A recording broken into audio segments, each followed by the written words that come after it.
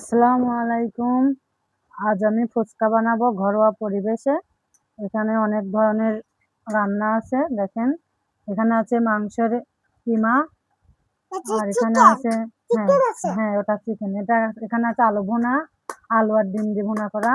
এটা নুডলস আর ডিম রান্না, এটা ফুচকা, আর এটা তো সবাই জানেন পান সস।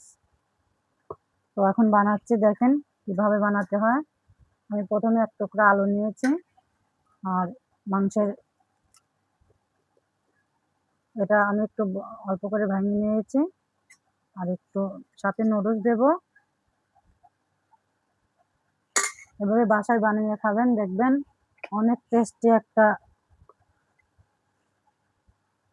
খাবার তৈরি হবে। আপনিও তো অনেক টাকা পয়সা খরচ করে বাইরে ফুচকা খান, সে ফুচকা খাই অনেকটা গ্যাসে পরিণত হয়। আর যাই হোক, এখন আমার বাচ্চাকে দিলাম, দেখেন এভাবে আপনি বাচ্চাকে খাইতে দিবেন।